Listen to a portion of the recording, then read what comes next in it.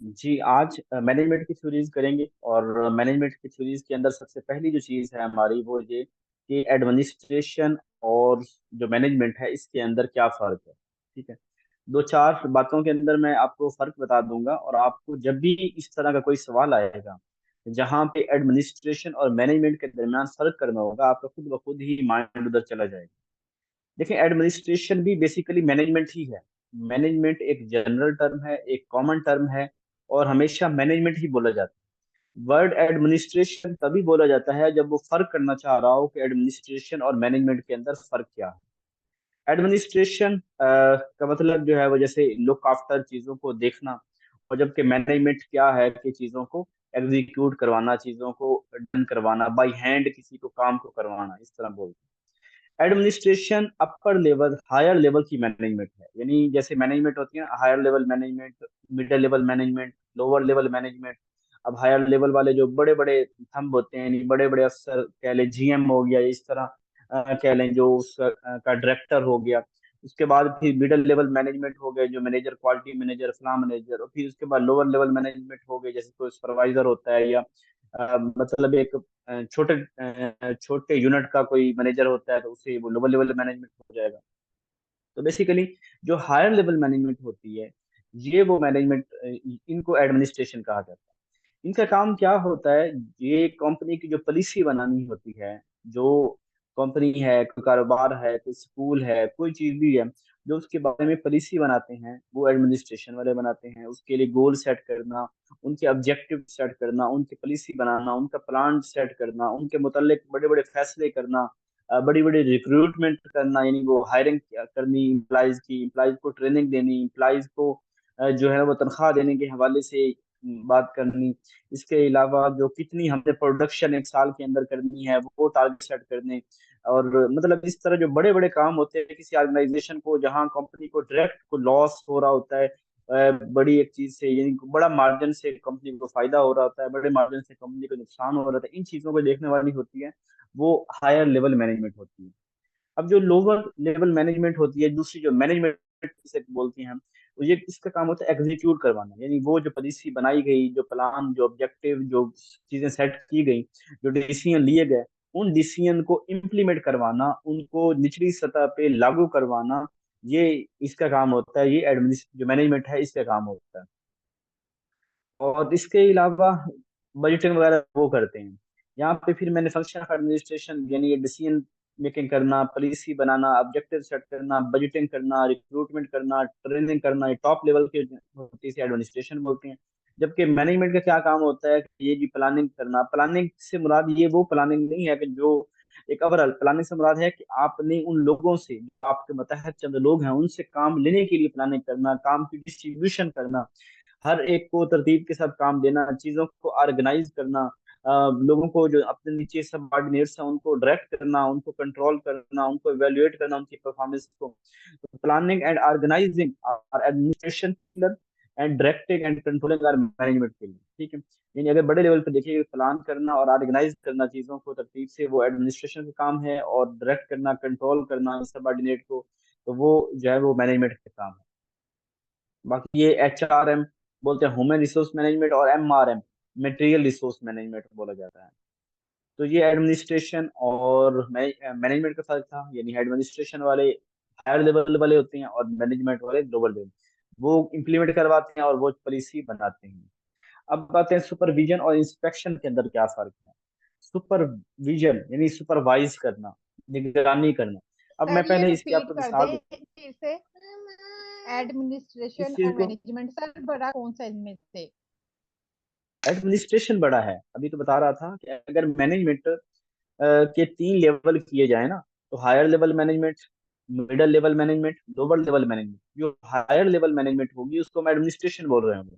यानी जो कंपनी के ऑनर होते हैं ना, जो मालिक होते हैं किसी कंपनी के, जो डायरेक्टर होते हैं, जो बड़े अफसर होते हैं, वो एडमिनिस्ट्रेशन में आते हैं, ठीक है? ओके जो सर। कंपनी की पॉलिसी बना रहे होते हैं, जो बड़े बड़े फैसले कर रहे होते हैं, वो एडमिनिस्ट्रेशन में आते हैं। जो उन फैसलों को नाफिज करवाते हैं, वो उनको मैनेजमेंट बोलते हैं। जी, सुपरविजन सर एंड इंस्पेक्शन की बात। जी।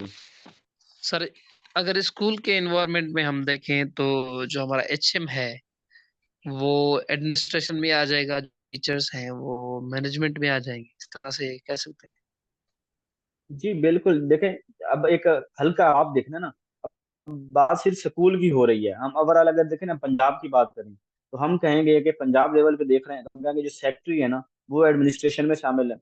उसके बाद जो निचले लोग हैं ना, ये सारे मैनेजमेंट में शामिल हैं। मतलब सेक्शन ऑफिसर, ये उनके सेक्रेटरी के आर्डर्स को इम्प्लीमेंट करवा रहे हैं। अब एक स्कूल की बाउंड्री की हद तक देख रहे हैं, तो स्कूल के अंदर सबसे बड़ा अफसर जो है, जिसकी शाही चलती है, वो हेडमास्टर है।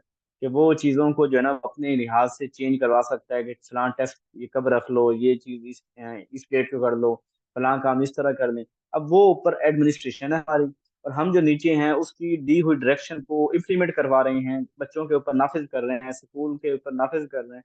तो हम वहां पे मैनेजर हो गए। ठीक है। हैं। ये थैंक यू हमने सर। देखना है कि हमारा दायरा कितना है, सर्कल कितना है। जितना सर्कल होगा, उस सर्कल में देखना है कि उस सर्कल के अंदर किसकी कितनी चल रही है।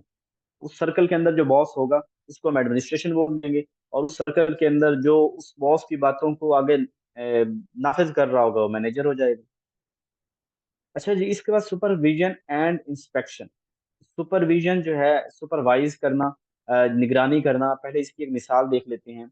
देखिए, हमारे स्कूल का जो है ना, वो हेडमास्टर, ये मैं प्रिंसिपल की बात करता हूँ, कि मेरे कॉलेज का प्रिंसिपल जो है, वो मुझे आके मैं उसकी सुपरविजन के अंदर हूँ, यानी मैं उसकी निगरानी के अंदर हूँ। अब मैं कोई काम गलत कर रहा होता हूँ, तो वो मुझे बताता है कि निशान, ये काम आप ऐसे कर दें, ये काम आप कैसे, अब मुझे बताता है, डायरेक्शन देता है, और मैं उसके मुताबिक जो है काम करता हूँ। और वो मेरा दुश्मन कोई नहीं है। अब मिसाल के तौर पे, कि उसने जो मेरी मुझे बातचीत बताई है ना, मैं काम में गलत कर रहा हूँ, उसने मुझे किया कि निशान ये ऐसे काम करो, उसने उस काम की रिपोर्ट ऊपर जो है ना, वो डीडीसी को, जो है डिप्टी डायरेक्टर या डायरेक्टर या सेक्शन ऑफिसर, ऊपर सेक्रेटरी को नहीं भेजी, मेरी शिकायत नहीं लगाई, बल्कि सिर्फ मुझे समझाया है कि आप ये ऐसे काम कर लो। तो जो ऐसी फ्रेंडली कोऑर्डिनेटिंग वाली मैनेजमेंट होती है ना, इसमें इसको भी आप, मैं इसको यहाँ पे मैनेजमेंट कहता हूँ, कि ऐसी मैनेजमेंट जिसके अंदर आपके साथ वो फ्रेंडली हो, आपको सपोर्ट करती हो, आपको गाइड करे, आपको कोऑर्डिनेट करे, आपको असिस्टेंस प्रोवाइड करे, आपकी सलाहियतों को बेहतर करने करने के लिए आपकी मदद करे, और आपके साथ कोऑपरेटिवली काम करें, तो ये सुपरवाइजन होते हैं।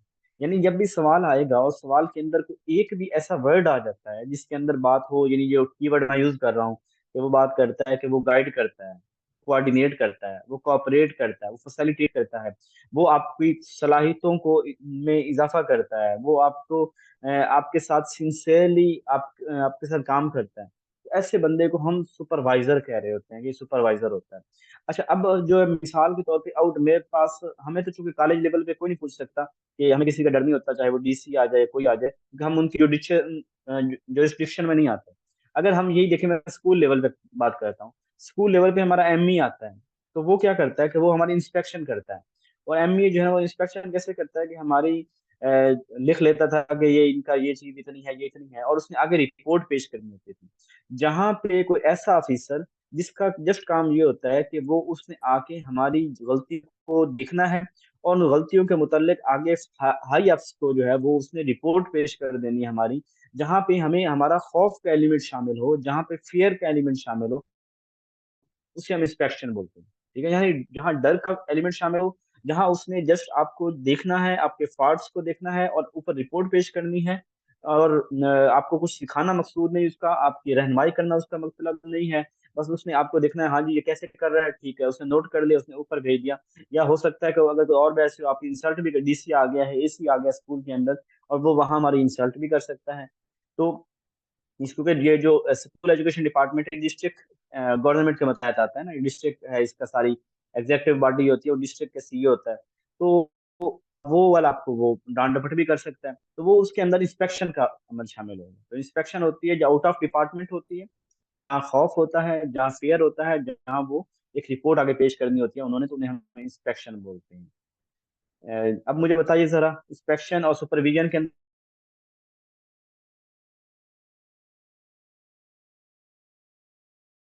कर सकते हैं आप लोग? हेलो। जी जी सर। जी, जी जी। पता चल गया? जी सर जी। चलिए ठीक है, इसको देख लीजिएगा। अब आ जाते हैं मैनेजमेंट स्किल्स की तरफ, कि जो मैनेजर होते हैं, इनके अंदर किस तरह की कितनी स्किल्स जो हैं वो पाई जाती हैं। बेसिकली तो हमें पता है कि मैनेजर वो होता है जो प्लान करता है, ऑर्गेनाइज करता है, लीड करता है, कंट्रोल करता है, डायरेक्ट करता है, रिसोर्सेज को मैनेज करता है। यानी एक कंपनी के जो काम होते हैं उनको लेना उसका काम होता है। अब ये कितनी तरह के मैनेजर जो होते हैं ना, वो स्किल्स कितनी तरह की हमारे हमारे पास तीन तरह की स्किल्स हैं मैनेजर की। ठीक है। एक स्किल को बोलते हैं हम टेक्निकल स्किल। ये सवाल वैसे एक अहम है, तो इधर इंटरव्यू वगैरह में पूछ लेते हैं कि मैनेजमेंट के अंदर कॉमन स्किल्स कौन सी होती हैं। तो एक होती है टेक्निकल स्किल, और एक होती है ह्यूमन स्किल, और एक होती है conceptual skill. Technical, human and conceptual. Technical skill ये होती है कि एक बंदा अपने काम का माहिर है। यानी मिसाल के तौर पर मैं कहता हूँ मैं इलेक्ट्रिकल इंजीनियर हूँ, और मैं एक फैक्ट्री के अंदर काम कर रहा हूँ। मैं अपनी फैक्ट्री के अंदर अपने जो काम है, मेरा जो प्रोडक्शन का काम है, मैं उसका माहिर हूँ। तो यानी वो बंदा जो अपनी जो स्किलफुल होता है, जिसको अपनी फील्ड का नॉलेज होता है, अपनी फील्ड के अंदर उसको ग्रिप हासिल होती है, उसको हम यानी कोई भी उसकी फील्ड है जो भी है, तो इसको हम टेक्निकल स्किल बोल रहे होते हैं। दूसरा हमारा ह्यूमन स्किल, एक ऐसा बंदा जिसके अंदर जो है वो इंटरपर्सनल स्किल हो। इंटरपर्सनल स्किल से मुराद ये है कि वो उसको उसके अंदर हार्ड स्किल के साथ, यानी अपनी बातों के साथ उसके अंदर सॉफ्ट स्किल्स हैं। वो लोगों को दोस्त बना सकता है, वो कंपनीज को डील करता है, उसकी कम्युनिकेशन अच्छी है, वो कोलैबोरेट करता है, मोटिवेट करता है। यानी ये बड़ी खसूसियत जो होती है ना ह्यूमन स्किल वाली, ये मैनेजर के अंदर होती है, एडमिनिस्ट्रेशन के अंदर होती है।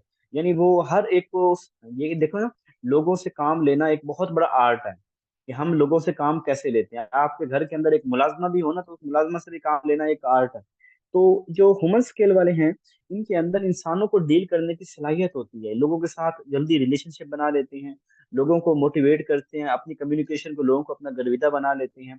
यानी मैनेजर लेवल के जो बंदे होते हैं कि चीजों को सेल करना, बड़े बड़े फैसले करना, वर्ड बाय डीलिंग करना, तो ये वही कर सकते हैं जिनके अंदर ह्यूमन स्किल, अगले बंदे को अंडरस्टैंड समझने की सलाहियत होती है। तीसरी आ जाती है कंसेप्चुअल स्किल। कंसेप्चुअल स्किल ये वो लोग होते हैं जो अपने काम के भी माहिर होते हैं, यानी वो टेक्निकली बड़े स्ट्रांग हैं, टेक्निकली भी बड़े स्ट्रांग हैं, और साथ में उनके अंदर इंटरपर्सनल स्किल्स भी हैं। और यानी वो बंदा, देखिए अगर मैंने सबसे काम का बंदा तो वही होगा ना, जो उसको काम भी आता हो, और उसके बाद उसकी कम्युनिकेशन स्किल, मोटिवेशन, लोगों को मोटिवेट करना, कोलैबोरेट करना, सबको अपना गर्विदा बना लेना, मार्केट के अंदर अपनी एक अच्छी जान पहचान बनाना, चीजों के मतलब पता भी होना, प्रोडक्शन में भी और लोगों के साथ भी अच्छे जो ना रेफरेंसेस बना लेना। तो ये वो लोग होते हैं जिनको हम कहते हैं कंसेप्चुअल स्किल। ठीक है। Technical, human and conceptual. Technical के अंदर अपनी काम का माहिर है, ह्यूमन के अंदर इंटरपर्स लोगों के साथ ताल्लुकात बनाने का माहिर है, और कंसेप्चुअल स्किल के अंदर जो है वो अ, उस अंडर सिचुएशन, कम्प्लेक्स सिचुएशन को हैंडल करना, उसकी यानी एक हाई लेवल की उसके अंदर सलाहितें हैं कि कंसेप्चुअल अपने काम का भी माहिर है, अपनी ह्यूमन स्किल भी हैं उसके अंदर। यानी ये बड़े बड़े प्रॉब्लम को सॉल्व कर सकता है, और चीजों को जो है वो एज ए होल जो है वो अच्छी तरह हैंडल कर लेता है। तो ये तीन तरह की स्किल्स हमारे पास हैं, यहाँ तक मसला। No sir. ओके जी। नो अच्छा, सर। इसके बाद आते हैं लीडरशिप स्टाइल की तरफ। लीडरशिप स्टाइल के अंदर हमने ना वो जब साइकोलॉजी पढ़ी थी, तो उसके अंदर हमने टॉपिक पढ़ा था पेरेंटिंग स्टाइल, जिसके अंदर हम अथॉरिटेरियन, अथॉरिटेटिव, परमिसिव की बात की थी, डेमोक्रेटिक की बात की थी। तो इस तरह यहाँ पे भी लीडरशिप स्टाइल है। इसके अंदर बेसिकली तो तीन लीडरशिप स्टाइल की बात एडमिनिस्ट्रेशन के अंदर होती है। एक को हम बोलते हैं अथॉरिटेटिव, ठीक है, अथॉरिटेटिव। दूसरे को हम बोलते हैं डेमोक्रेटिक, तीसरे को बोलते हैं लेजिस्फेयर, लेजिस्फेयर। ठीक है। यानी तीन तरह के लीडरशिप स्टाइल की बात आज हम यहाँ पे करेंगे। बल्कि चार तरह के मैंने यहाँ पे इस वीडियो के अंदर डिस्कस किए हैं, लेकिन तीन तरह के कॉमन जो है ना वो बोले जाते हैं। एक को हम कहते हैं अथॉरिटेटिव, दूसरे को हम बोलते हैं डेमोक्रेटिक, तीसरे को लेजिस्लेटिव, चौथा मैंने वैसे शामिल कर दिया पेरेंटलिस्टिक या कंसल्टेटिव कह लें आप। अच्छा, जो सर एक यहाँ वो पे, अथॉरिटेरियन भी होते हैं, उसमें क्या? जी अथॉरिटेरियन, मैं अब आपको यहाँ पे चलो फर्क पहले बता देता हूँ अथॉरिटेरियन और अथॉरिटेटिव के अंदर। अथॉरिटेरियन होता है एक ऐसी ही रिजिड लीडरशिप, एक ऐसी रिजिड सख्त किस्म की लीडरशिप जो किसी की बात नहीं सुनती, अपनी मर्जी करती है, उसके सामने किसी को बोलने का हक ही हासिल नहीं है। नहीं, किसी को बोलने का हक क्या है, कोई जो मर्जी उसने सुननी नहीं किसी की, उसने अपनी करनी। जैसे पाकिस्तान के अंदर पाकिस्तान की आर्मी है, तो उनके सामने किसी को बोलने की इजाजत नहीं है, वो जो मर्जी करते थे। अब अथॉरिटेटिव वाले वो होते हैं कि वो बात तो सुनते हैं लेकिन करते अपनी मर्जी है। यानी वहां पे अथॉरिटी, जैसे हम सियासी जमातों के खिलाफ बोल लेते हैं, इतनी बोलने की इजाजत है, और लेकिन वो जो है ना वो करते अपनी मर्जी है, तो ये अथॉरिटेटिव होगा। ठीक है, जहाँ पे बिल्कुल बोलने की भी इजाजत ना हो वो होती है अथॉरिटेरियन लीडरशिप स्टाइल।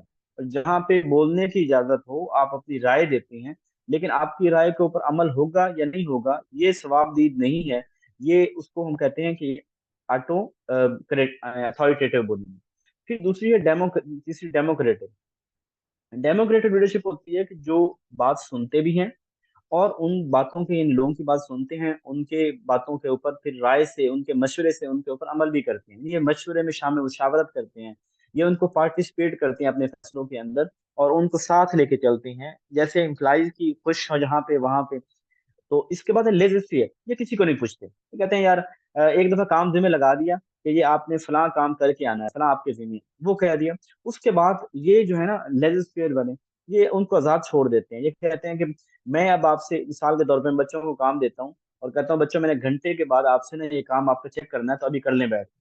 और अगर मैं उन हर थोड़ी देर बाद बच्चों से आके पूछता हूँ, हाँ जी बताओ कितना काम किया है, कितना काम किया है, मैं इस तरह आके पूछ रहा होता हूँ। और एक मैं क्या करता हूँ कि मैंने काम दे दिया और मैं घंटा फोन से, भाई मैंने 12 बजे काम दिया, 1 बजे का मैंने उनको टाइम दिया, 1 बजे तक बच्चों से मैंने नहीं पूछना, 1 बजे मैं जाकर बच्चों से पूछता, हाँ बच्चों आपने कितना कर दिया। तो ये जो स्टाइल हो गया लेजर फेयर होगा, यानी जिसके अंदर हम काम जिम्मे लगा के एक खास डेडलाइन तक उनको नहीं पूछते, उनको आजादी दे देते हैं, उनको उनके काम करने में जो है आजादी देते हैं, इसे लेजर फेयर बोलते हैं।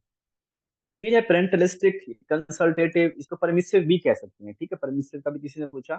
परमिसिव परमिसिव क्या होती है कि जहाँ पे आपको फुल्ली इजाजत है, मिसाल के तौर पे मैंने फैसला किया, मैंने कहा बच्चों जी आपने 1 घंटे के अंदर मुझे ये करके दिखाना है। बच्चे कहते नहीं सर जी हम तो नहीं कर सकते, हम तो घर से करके आएंगे। चल यार ठीक है, तुम खुश रहो, घर से करके आ जाना। अब ये वाला यानी बच्चों को मैंने इजाजत दे दिया। परमिसिव स्टाइल होता है कि जहाँ बच्चों की चलती है, यानी अगर एडमिनिस्ट्रेशन के अंदर देखें तो जहाँ इम्प्लाइज की चलती है, इम्प्लाइज की मर्जी, उनको अगर वो अपनी कोई काम जिस तरह करना चाहते हैं, मैं चलो यार ऐसे कर लेते हैं, तुम खुश रहो साड़ी खैर है। तो इस तरह करके जो परमिशन पेरेंटलिस्टिक कंसल्टेटिव, उनके मशवरा करना, उनको मशवरे के अंदर आजादी मिलना, उनको अपनी बात अपनी राय के अंदर आजादी, अपने फैसलों को, हमारे किए हुए फैसलों को भी मोल्ड करवाना। डेमोक्रेटिक में तो हम मिल के फैसला कर रहे हैं कि उनका मैंने मशवरा लिया, कुछ उनकी मानी कुछ अपनी मानी और मैंने फैसला कर दिया। लेकिन पेरेंटलिस्टिक में या इसमें परमिसिव कंसल्टेटिव में क्या हुआ कि मैंने फैसला किया, लेकिन उन्होंने कहा नहीं सर ऐसे नहीं है, आप इसको, तो मैं अपना फैसला वापस ले लेता हूँ, उनकी मान लेता हूँ। तो इसे हम कह रहे होंगे कि ये कंसल्टेटिव है। ये चार्ट आप देख सकते हैं, इसके अंदर आपको जो है वो पता चल जाएगा एक ही लाइन के अंदर जो है वो ऑटोक्रेटिक कौन से होते हैं, डेमोक्रेटिक का मतलब क्या है, उसकी अथॉरिटी क्या होती है, ऑटोनॉमी क्या होती है, उसकी एबिलिटी उसके अंदर कितनी होती है। तो इसको एक दफा गो थ्रू कर देंगे आपको पता चल जाएगा। सिंपल ऑटोक्रेटिक जहाँ पे हमारी कोई नहीं मर्जी चलती, बॉस की मर्जी चलती है, बॉस इज राइट। डेमोक्रेटिक जहाँ पे मिलजुल के पार्टिसिपेट करके दोनों काम करती है। लेजर फेयर फुल्ली आजादी है, कोई पूछने वाला नहीं है, बस काम है जो लगाया गया जिम्मे उसको हमने अपने टाइम के अंदर करना है। पेरेंटलिस्टिक उसके अंदर मेरे जो है ना वो फैसले जो भी हैं वो समझ लें कि वो उनको फैसले करने का भी हक हासिल है जो मेरे सबॉर्डिनेट्स हैं, और उनको मैं जो है प्रायोरिटी देता हूँ। और बल्कि यहाँ पे पेरेंटलिस्टिक, सॉरी, ये पेरेंटलिस्टिक को यहाँ पे अथॉरिटेरियन के साथ जोड़ा गया है कि यहाँ पे उनको कोई आज़ादी हासिल नहीं। मैं इसको जो पेरेंटलिस्टिक पेरेंटल स्टाइल से देख रहा था, तो यहाँ पेरेंटलिस्टिक जो लिखा गया है यहाँ पे उसको अथॉरिटेरियन, कोई आज़ादी हासिल नहीं, उसमें जोड़ा गया है। और परमिसिव एक अलग चीज है। परमिसिव का मतलब लगता है कि उसके अंदर उसको क्या मिलती है, फुल्ली आज़ादी मिलती है उनको, बच्चों को फुल जो जैसे वो करना चाहे वो कर सकते हैं। लीडरशिप स्टाइल के अंदर कोई सवाल है आपका? सर परमिसिव में ये होगा कि आप मतलब जैसे बच्चों को आजादी हो तो वो उस तरह से करें कि आज काम करना है नहीं कल करके आना है। और ये पेरेंटलिस्टिक में सर क्या होगा?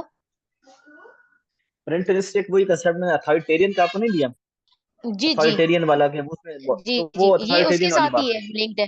ठीक है उसके ठीक साथ है। चलेगा। पेरेंट समझ लेगा जैसे पैसा किसी के नहीं सुनते, खड़ूस वालदैन है, तो वो वाला इस कंसेप्ट इसके अंदर आएगा। अच्छा, इसके बाद आते हैं हम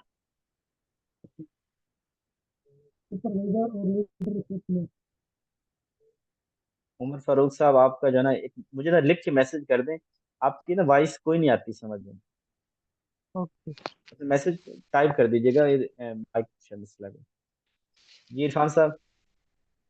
सर ये सेंट्रलाइज्ड जो है, एक सेंट्रलाइज्ड है ऑटोक्रेटिक में, अथॉरिटेटिव में सर, और दूसरा डिसेंट्रलाइज्ड जो स्लाइड में है सर। हाँ इसमें सर ये क्या है, इसमें पावर डिस्ट्रीब्यूट होते हैं किस तरह से सर होता है ये?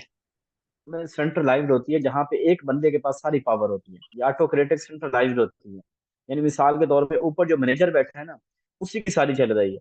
पाकिस्तान सेंट्रलाइज्ड है, यहाँ पे सारी उस वक्त के क्या है? आर्मी चीफ के जहन के अंदर आने वाला ख्याल जो होता है ना, वो पाकिस्तान का लॉ होता है, पाकिस्तान का कॉन्स्टिट्यूशन, एवरीथिंग पाकिस्तान की उस वक्त के हाजिर सर्विस आर्मी चीफ की माइंड में आने वाले ख्यालात होते हैं। तो ये सेंट्रलाइज्ड, एक बंदे के पास पूरी पावर होना, उसे सेंट्रलाइज्ड बोलते हैं। डिसेंट्रलाइज बोलते हैं जिसके अंदर बहुत से स्टेक होल्डर होते हैं, सबकी सुनी जाती है, मुशावरत से काम होता है। सबको जो है ना वो बोलने का, करने का, फैसलों के अंदर सबकी जो है मुशावरत शामिल है। यानी अगर प्योर एक सियासी निज़ाम हो, तो सियासी निज़ाम के अंदर सबकी कंसल्टेशन से निज़ाम चल रहा हो, उसे हम डिसेंट्रलाइज बोलते हैं, कि जहाँ पे हायरार्की होती है, यानी इसके पास इतने इख्तियारात हैं, इसके पास इतने, डिस्ट्रीब्यूशन ऑफ जो राइट्स होता है ना, वो डिसेंट्रलाइज बोलते हैं। उसके अलावा जी अब्बू कहेंगे वो वही होगा पेरेंटलिस्टिक में, ठीक हो गया जी। अच्छा जी, उमर फारूक साहब, बिल्कुल आपका सवाल, सुपरवाइजर एंड लीडरशिप। देखें, जो लीडर होता है ना, लीडर, सारे बंदे ही लीडर होते हैं। मैं भी लीडर हूँ, आप भी लीडर हैं, और हमारे स्कूल का हेड भी लीडर है। लीडरशिप एक इन चीजों से अलग चीज है। लीडरशिप एक ऐसा बंदा होता है जिसका इन्फ्लुएंस होता है लोगों पे, यानी वो अपनी सब के अंदर इतना जबरदस्त है, अपने कामों के अंदर इतना जबरदस्त बंदा है। एक तो ये बंदा मोटिवेट करता है, किसी के साथ झगड़ा नहीं करता, सबको साथ लेके चलता है। अपनी जिम्मेदारियां जो है ना, मिसाल के तौर पे कोई काम गलत होता है तो जिम्मेदारी लेता है, कोई काम अच्छा होता है तो दूसरों को जो है ना वो उनको कहता है, मतलब अप्रिशिएट करता है कि ये उनकी वजह से है, दूसरों को जो उसकी तारीफ के अंदर शामिल करता है। अनेस्ट होता है, मैंने उसके अंदर, लीडर तो एक ऐसी क्वालिटीज वाला शख्स है कि जिसके अंदर लीडरशिप एक कम्बिनेशन ऑफ क्वालिटीज है, कलेक्शन ऑफ क्वालिटीज है लीडर के अंदर। तो लीडरशिप और सुपर लीडरशिप एक सबसे ऊपर चीज है। यानी ये जो हायरार्की हम देख रहे हैं ना, एडमिनिस्ट्रेशन, एडमिनिस्ट्रेटर हो गया, मैनेजमेंट हो गई, सुपरवाइजर, इंस्पेक्शन, ये सारे तो एक चीजें और समझ लो जैसे। लीडरशिप एक सबसे ऊपर चीज है, और किसी बंदे में भी हो सकती है, कि जो बंदा जिस सीट पे भी है, और वहां पे अगर उसके अंदर वो ऑनेस्ट है, वो अपने कामों के साथ जुड़ा हुआ है, लोग उसको पसंद करते हैं, लोगों की खिदमत करने की जज्बा है उसके अंदर, तो वो लीडर होगा। ठीक है उमर साहब। अच्छा जी, elements and definition of management करते हैं। अब एलिमेंट्स जो हैं ये दिए थे, मुख्तलिफ लोगों ने मुख्तलिफ एलिमेंट्स दिए, और इनके अंदर जो एलिमेंट्स इंपॉर्टेंट है मैं उनके ऊपर भी बात करूंगा, लेकिन एब्रीवेशन आपको सबका पता होना चाहिए। पहले हनरी फाइल, ये इंपॉर्टेंट है।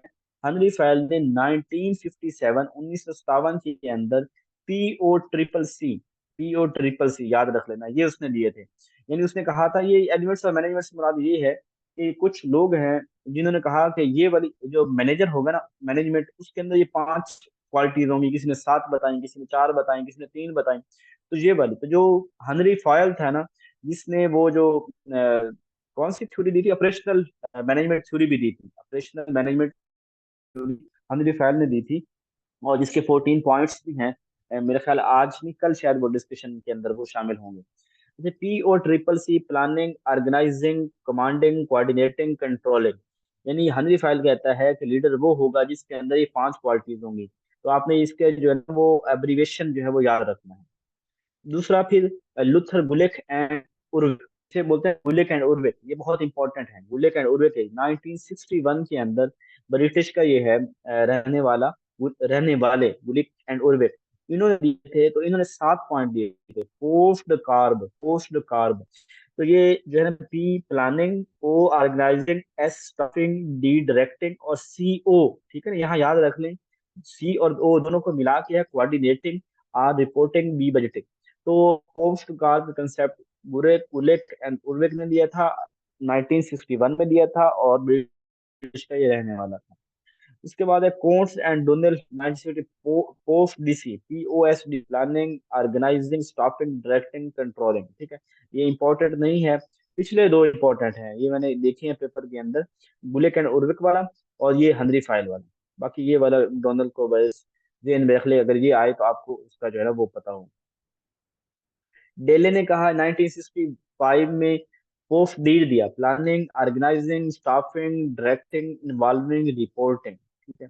उसके बाद जॉर्ज एंड जेरी, इसमें POACD, planning, organizing, activating and controlling, ये इतने कोई नहीं है।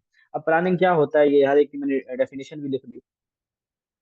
प्लानिंग के अंदर हम चीजों को क्या कर देते हैं कि प्लान करेंगे, what to do, how to do, when to do, कब करना है, कैसे करना है, क्या करना है, ये इंटेलेक्चुअल एक्टिविटी है।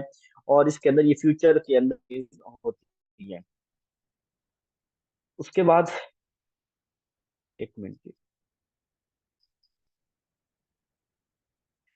ऑर्गेनाइजिंग के अंदर चीजों को तरतीब लगाना, चीजों को यानी ड्यूटीज असाइन करना, हाँ जी आपके जिम्मे ये काम है, आपके जिम्मे ये काम है, रिसोर्सेज को तरतीब लगाना, और यानी हर चीज को तरतीब लगाना, प्रैक्टिकल वर्क वगैरह वो ऑर्गेनाइज में आ जाता है।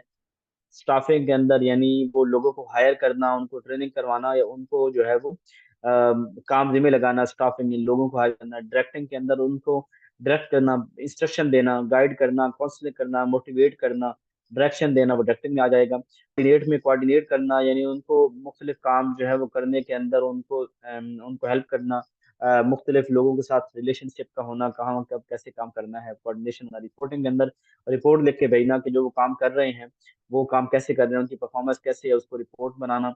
बजटिंग के अंदर पैसों को एलोकेट करना, फाइनेंशियली असिस्टेंस प्रोवाइड करना। कंट्रोलिंग के अंदर कंट्रोल करना, देखना, उसके एक्शन लेना, टेक आफ्टर, लुक आफ्टर करना। एक्चुएटिंग के अंदर ये है कि मोटिवेट करना अपने सबऑर्डिनेट्स को। तो ये कुछ थे जो हमने देखे एलिमेंट्स, ठीक है। इसके अंदर पोस्ट कार्ब और PO CCC, ये दो बहुत अहम हैं। अब आ जाते हैं अब आगे थ्योरी, ट्रांजैक्शनल लीडरशिप थ्योरी और ट्रांसफॉर्मेशनल लीडरशिप थ्योरी। मैं जबानी जबानी आपको इसका बताता हूँ, तो समाज के अंदर थोड़े से एक्टिव होकर बैठिए। ट्रांजैक्शनल एंड ट्रांसफॉर्मेशनल लीडरशिप, मैं आपको यहाँ पे रियल टाइम में ना एग्जाम्पल देने की कोशिश करता हूँ कि एक बंदा है, वो अपने मैं कंपनी का मैनेजर हूँ, और मैं एक ट्रांजैक्शनल लीडरशिप, मेरे अंदर सलाहियत है, ट्रांजैक्शनल मैनेजर हूँ मैं। और मैं करता हूँ, मैं कहता हूँ हाँ जी, बच्चों बच्चों कह रहा हूँ, मतलब अपने सबऑर्डिनेट्स एम्प्लॉय से कहता हूँ कि अगर आपने ये काम इतना कंप्लीट कर लिया तो उसको मैं आपको इतना बोनस दूंगा, और अगर आप ये कंप्लीट ना कर सकें तो आपकी तनख्वाह में से कटौती होगी, और अगर जिसने इतना काम भी न किया उसको जॉब से निकाल दिया जाएगा। तो मैं यहाँ पे उनको लालच दे रहा हूँ इंसेंटिव का, मैं उनको डरा रहा हूँ, यानी फेयर भी है यहाँ पे, उनको उम्मीद भी दिला रहा हूँ, ठीक है, कि अगर अच्छा करोगे तो पैसे मिलेंगे, बुरा करोगे तो कटौती होगी, कुछ भी नहीं करोगे तो भाई आपको नौकरी से निकाल दिया जाएगा। अब मैं उनको डरा के उनसे काम ले रहा हूँ, मोटिवेट कर रहा हूँ, लेकिन उनके सेल्फ इंटरेस्ट के ऊपर, पैसे के ऊपर उनको मोटिवेट कर रहा हूँ, और अपनी अथॉरिटी जो है वो उनके ऊपर जो है वो शो कर रहा हूँ। उनको अपनी पॉलिसीज वगैरह बता रहा हूँ, और उनको कह रहा हूँ कि ये काम जो है ना वो आपने करना है, अदरवाइज मुझे ये जो रूल्स है ना, मैं इनको फॉलो करूंगा, और मेरी मजबूरी है, मैंने आपको निकाल दूंगा। जब इस तरह की बात आए ना, तो ये वाले होते हैं, ये ट्रांजैक्शनल लीडरशिप होती है, ठीक है, ये वाली कौन सी होती है, ट्रांजैक्शनल लीडरशिप होती है। दूसरी हम आते हैं, और इसका ये कब इस्तेमाल होती है कि जब हमारे पास में टाइम थोड़ा हो ना, टाइम थोड़ा हो, मिसाल के तौर पे जो देखो मैंने आज काम जिम्मे लगाता हूँ, कल मैंने लेना है, ऐसी सूरत में लालच दे देता हूँ उनको, तो ये वाला ट्रांजेक्शनल लीडर, यहाँ पे शॉर्ट टर्म गोल होती है ना, वहां पे ये, यहाँ जहाँ क्विकली हमें कुछ चीजों को अचीव करना हो, तो उस वक्त जो है वो हम ये वाला करते हैं। और इसके अलावा इसके डिसएडवांटेज भी काफी हैं कि यहाँ पे क्रिएटिविटी नहीं होती, बस वो काम जो है वो करते हैं, और उनके साथ उनकी कोई हमदर्दी भी नहीं होती, बस रिवार्ड का लालच उनको देते हैं, लोगों की दिल से उनके साथ हमदर्दी नहीं होती। मिसाल के तौर पर जिनको मैं धमकी दे रहा हूँ कि अगर नहीं करोगे तो मैं तुझे घर भेज दूंगा, तो मेरे साथ उसके दिलचस्पी इतनी होगी, वो तो अपना काम ही देख रहा होगा, बस ठीक है मैं काम करूँ और जाऊँ, इससे जान छुड़ाऊं। इसके अलावा दूसरी आती है ट्रांसफॉर्मेशनल लीडरशिप। ट्रांसफॉर्मेशनल लीडरशिप ऐसी लीडरशिप होगी कि जो सबसे पहले तो अगले बंदे को तैयार करेगी, यार ये कंपनी हमारी है, यानी मैं उन्हें मैं लीडर हूँ, और मैं कहता हूँ यार ये कंपनी जो है ना हमारी है, हमने मिलकर चलाना है कंपनी को, हम इस कंपनी का रिस्क खा रहे हैं, और कंपनी अगर ग्रो करेगी तो आपको भी फायदा है, कंपनी ग्रो करेगी तो मुझे भी फायदा है, मुल्क को भी फायदा है। तो हमने जो है ना वो मेहनत से काम करना, और हम अपनी कंपनी का नाम निकालेंगे। जब कंपनी का नाम निकलेगा तो आपका नाम भी निकलेगा, मेरा नाम भी निकलेगा, हम फख्र से कहेंगे कि हम फलां कंपनी के अंदर काम कर रहे हैं।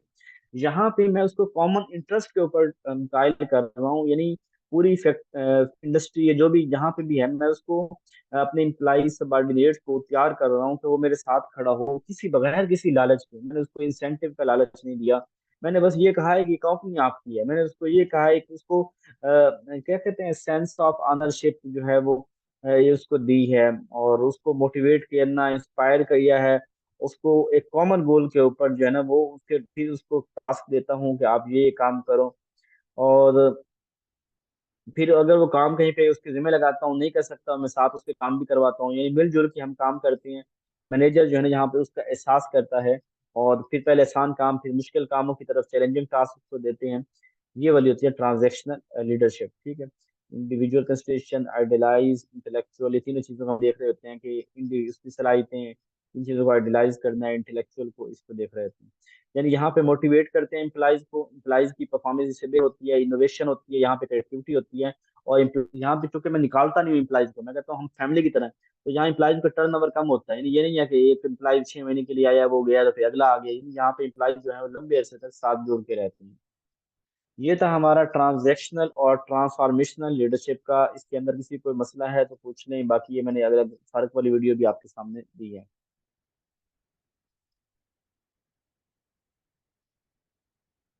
चलें आगे चल रहा हूँ, जहाँ भी हो रोक लीजिएगा। अब आगे हम ग्रेट मैन थ्योरी की तरफ। ग्रेट मैन थ्योरी और ट्रेड थ्योरी, दो तरह की थ्योरी हैं, दोनों के आइडियाज के अंदर समाल सा डिफरेंस। ग्रेट मैन वाले कहते हैं, थॉमस कार्लाइल ने ये दी थी, और ये कहते हैं कि leaders are born not made. कहते हैं जो लीडर होते हैं ना, ये पैदा होते हैं, ये बनाए नहीं जा सकते। यानी लीडरशिप जो सलाहितें हैं ना किसी शख्स के अंदर, ये उसकी बाय बर्थ होती हैं, ये लीडर को बाद में बनाया नहीं जा सकता। फिर ये कहता है कि लीडर जो होते हैं वो हमेशा मर्द होते हैं, औरतें लीडर नहीं होती, लीडर जो है वो मर्द होते हैं। इसके अलावा ये कहता था कि जो अच्छा लीडर, ये ना जो क्राइसिस जब आता है ना, क्राइसिस यानी मिसाल के तौर पे देखो, मैं लीडर हूँ, मेरे अंदर इन बर्न लीडरशिप सलाहितें हैं। अब वो इन बर्न जो लीडरशिप सलाहितें हैं, कैसे पता चलेगा कि मेरी वो सलाहितें कब बाहर आएंगी?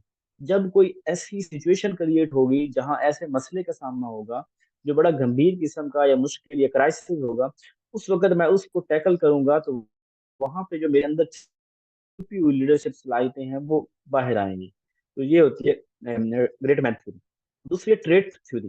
ट्रेड थ्योरी वाले क्या कहते हैं, ये गॉर्डन एल्पर्ट 1936, और थॉमस कार्लाइल जिसने ग्रेट मैन दी थी वो भी इसके अंदर शामिल था, फ्रांसिस गाल्टन जिसने पर्सनैलिटी डिफरेंस वो भी शामिल था, वारन बेनिस से, ये मतलब गॉर्डन अल्पर्ट असल है, बाकी भी जो कि इसके ये समझने चहेते थे, ये इसकी बात करते थे, रॉल्फ स्टॉकडेल। अच्छा ये वाले क्या कहते थे, ये कहते हैं कि leaders are born not made, but some specific qualities, specific traits that make some leader. मैं इसको आसान लफ्जों में बताता हूँ कि वो कहते हैं, ये भी वही बात करते हैं, सेम पहली स्टेटमेंट वही ग्रेट मैन थ्योरी वाली, कि leaders are born not made, कि जो लीडर हैं ये पैदा होते हैं, ये बनाए नहीं जाते। फिर साथ में कहता है कि कुछ सलाहितें होती हैं कि अगर वो किसी शख्स के अंदर हो तो हम उसे लीडर कह सकते हैं। यानी वो कुछ चंद सलाहितें जो हैं वो किसी लीडर के अंदर हों, तो फिर हम उनको, तो ये इसने 5 सवाल लोगों के ऊपर सर्वे करके 10 क्वालिटीज लिखी थी। 10 क्वालिटीज क्या हैं कि वो शख्स जो इंटेलिजेंट होगा, जहीन होगा, वो लीडर होगा। हर वो शख्स जिसके अंदर टेक्निकल सोशल स्किल होगी, वो लीडर होगा। जिसकी कम्युनिकेशन स्किल अच्छी होगी, वो लीडर होगा। जिसके अंदर फैसला करने की सलाहियत होगी, वो लीडर होगा। जिसमें ऑब्जेक्टिविटी एंड फेयरनेस होगी, यानी मकसदियत के ऊपर पूरा उतरेगा और ईमानदार होगा वो। इम्पैथी होगी, लोगों के लिए हमदर्दी, सोशल स्किल, लोगों से मिलना जुलना घुलना, ये होगी, मोटिवेट करता होगा, विजन होगा जिसका। यानी इन 10 क्वालिटीज जिस बंदे के अंदर होंगी उसको हम लीडर कहेंगे। तो ये ट्रेट मैन वाले कहते हैं। और इसके अलावा अब क्योंकि इन्होंने 10 ट्रेट दिए ना, तो इसके ऊपर क्रिटिसिज्म ये था कि ट्रेड तो मुख्तलिफ बन सकती हैं, तो हर बंदा कुछ ना कुछ ट्रेड दे सकता है, और फिर इन ट्रेड को मैयत करने का कोई पैमाना भी नहीं है, तो किस तरह इन ट्रेड को हम मैयत करें। और इस तरह बहुत से सक्सेसफुल लोग ऐसे होते हैं जो जिंदगी के अंदर सक्सेसफुल होते हैं, लीडर होते हैं, लेकिन उनके अंदर इनमें से क्वालिटी को नहीं होती, तो ये इसके ऊपर क्रिटिसिज्म था। तो ये हमने trade theory, great man theory, transactional, transformational, हमने लीडरशिप स्किल्स देखी, हमने लीडरशिप के स्टाइल देखे, हमने लीडरशिप के एलिमेंट्स देखे, इंस्पेक्शन देखा, सुपरविजन, मैनेजमेंट और एडमिनिस्ट्रेशन। अब तक हमने ये वाले टॉपिक डिस्कस किए हैं। अभी जो है वो टाइम खत्म हो रहा है पहले सेशन का, तो जस्ट आफ्टर, मतलब विद इन 1 मिनट जो है वो सेकंड क्लास स्टार्ट हो जाएगी, उसी लिंक के जरिए आप दोबारा ज्वाइन कर लीजिएगा। तो अभी हमने को 2-3 थ्योरीज और पढ़नी है, वो 2-3 थ्योरीज और पढ़ के तो फिर हम बाकी जो है वो कल इंशाल्लाह करेंगे। ये कल मैनेजमेंट खत्म करेंगे, तो अभी क्लास ऐसे ही एंड होती है। जहाँ बात जहाँ खड़ो लगता